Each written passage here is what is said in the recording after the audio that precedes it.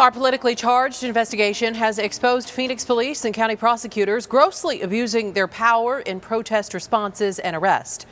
But instead of addressing the problem, Arizona lawmakers are one step away from passing a bill giving law enforcement even more power in protest cases. We're talking about House Bill 2309. It would create a new felony offense called violent unlawful assembly. It turns several misdemeanors like obstructing a road into felonies if police declare a protest is violent unlawful assembly. It would also let police charge everyone there, not just the person who committed the crime. Legal experts say the bill is unconstitutional, and during a recent hearing, things got heated when issues over racism and the intent of the bill were raised. Here's ABC 15 investigator Dave Biscoming.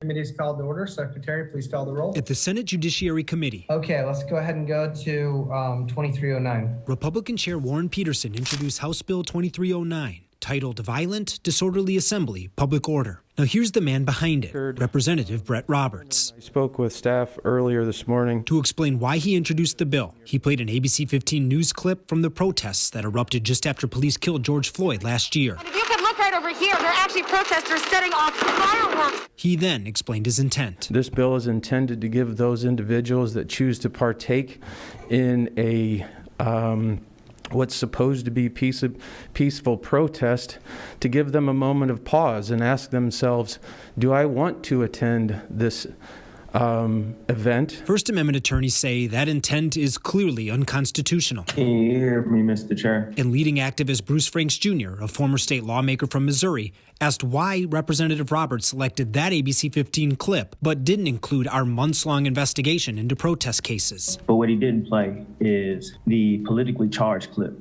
that talked about the collusion between the police department and the prosecutors in order to silence protesters. Our investigation exposed Franks was targeted, arrested, and then indicted based on false statements made by Phoenix police to a grand jury. What we're doing here is giving them more tools to politically prosecute.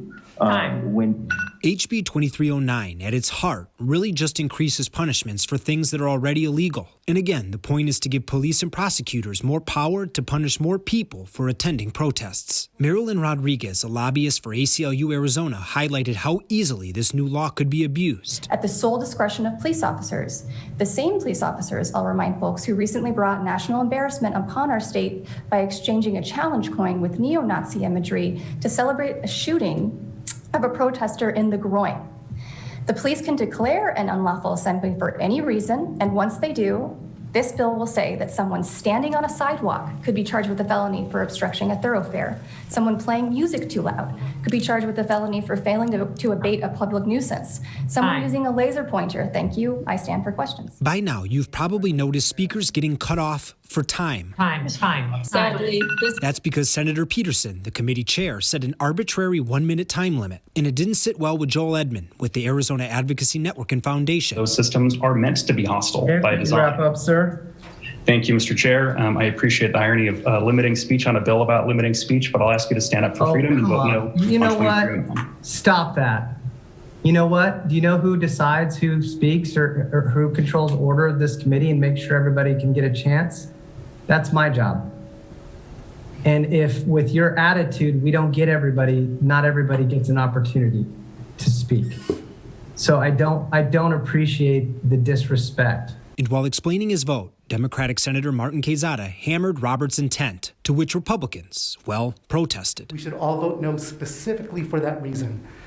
He wants them to not speak about the murders of people of color by law enforcement that have been happening since our country's founding. He wants to chill them from speaking about the way that black and brown people... Mr. Chairman, point of order. I have the floor, Mr. Chairman. He's impugning the bill sponsor. Mr. Quesada, if you don't like the bill, that's fine. Let's not say anything about the sponsor, please. I'm investigator Dave Biscoming, ABC 15, Arizona.